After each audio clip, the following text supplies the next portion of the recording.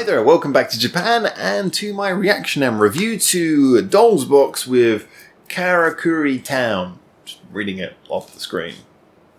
Anyway, as always, you guys probably know how the format works by now, which is that I'm going to give you the review right now. If you want to see the reaction that I just recorded, click the link in the description below, which will take you to a little player so you can watch that, come back, and then you can watch the review with me. Have you watched the reaction? Have you watched it? Go watch it now if you haven't already. Have you heard the songs? Do you even need to hear my reaction? Tell me what you think. Are you ready for me to review it? I guess you are. Okay, review time. So Karakuri Town was an interesting one. It definitely had the strong Gakuric spin vibe of that sort of chaotic wall of sound thing. And I really like that in a lot of contexts. I like that. I like so much music that uses that wall of sound thing. But the one thing that has to work with that is it has to have the impact. Everything has to feel like it's kind of blasting through. You know, when you've got instruments that are playing together, they have to feel like they've got impact. When you've got the instruments playing separately between each other, you know, sort of building little riffs and notes between each other's notes, they have to feel like they really bounce through, like each thing punches through in its own space. So, you know, you have to get the impact of everything when it's together and the individual impact of each instrument when they're played separately. However, I'm just going to go straight to what I was saying in the reaction and point out that the problem here is that the compression is so heavy, that effect that basically takes all of the sounds and squashes them together does overall make the overall volume of the song louder, but it does also mean that everything is now squashed underneath each other when you do that effect.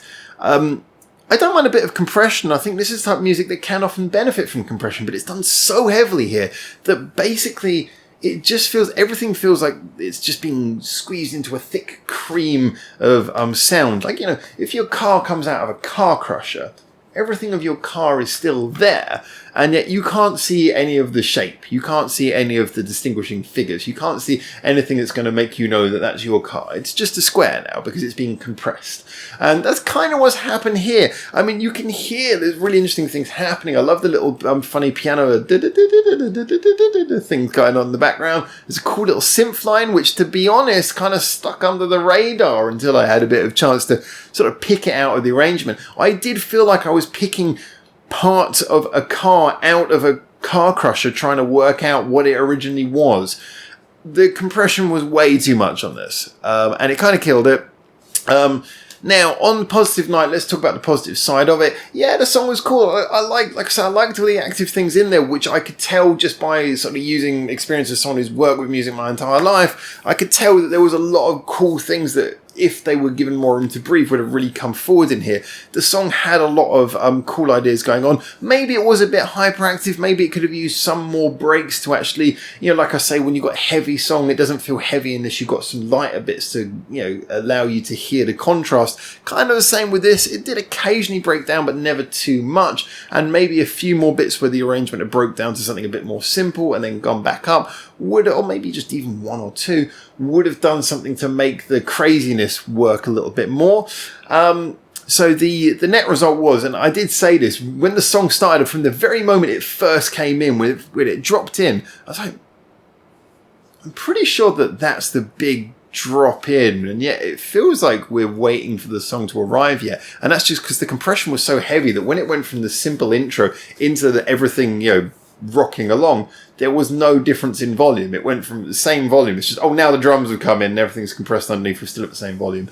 This song, unfortunately for me, was really killed by that. But it doesn't mean that I can't appreciate how much good, cool writing was going into there, how many clever ideas were in the arrangement.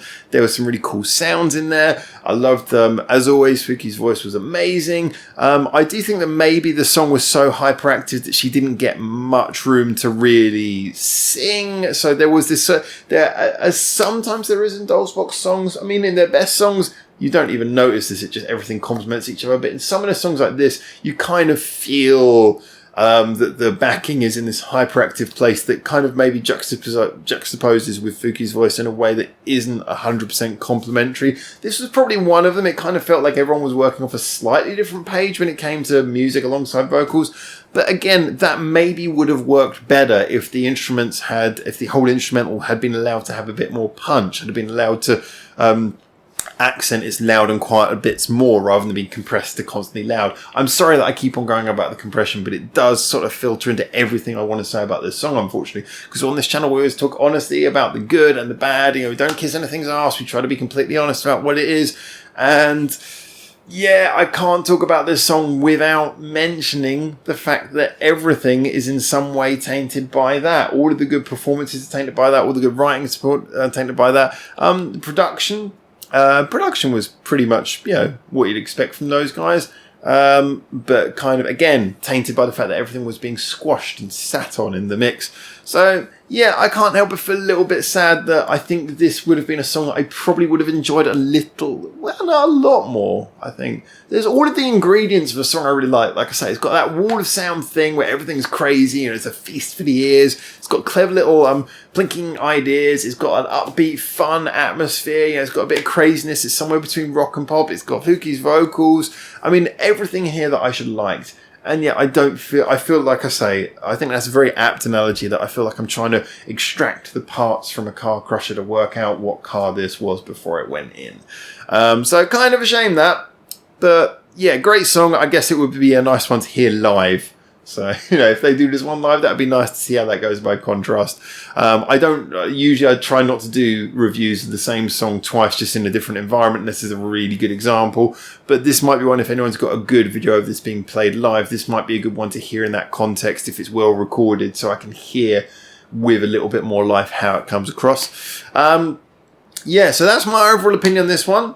Shame to word it like that. The video was nice, very simply done. I mean, you can see how they kind of did the whole thing, recorded the whole thing in a shot. Must have been done on a relatively low budget, and yet it came across really well. It had a fun vibe. You could see what they were going for. Little hands in the wall thing was kind of creepy, but fun. It was a nice little gimmick there, and leading up to them in the end when they were all sort of on their mannequin things at the end of the song. This was a song that just, it seemed like it wanted to exude life. I mean, I got the feeling, I mentioned during the reaction that the chorus was actually stepped down in key, which is kind of unusual to step down in key for the chorus, because if anything, stepping down in the key usually means you're winding back on the impact. But that, to me, kind of came across that you kind of got the feeling that's so that they can blast you back into the riff, if you like. I guess you call it a riff, but it's kind of like an arrangement riff where everyone's playing at once. Blast you back into that refrain. And that's why the ending of the song was so energetic and fun and upbeat, because you'd been blasted into that and you were like, yeah, this really works, or at least it would if it was allowed to have that impact. And at least at that point you got to see the girls having a good time, having fun, and I really liked the whole performance was really nice. It had a really good atmosphere to it. So anyway, there you go. Those are my opinions on this. I hope you guys agree, but of course this is all about objective and subjective opinions, so please get in there, tell me what you think either way, and I look forward to hearing your opinions. But for now, from Japan, thank you so much for tuning in.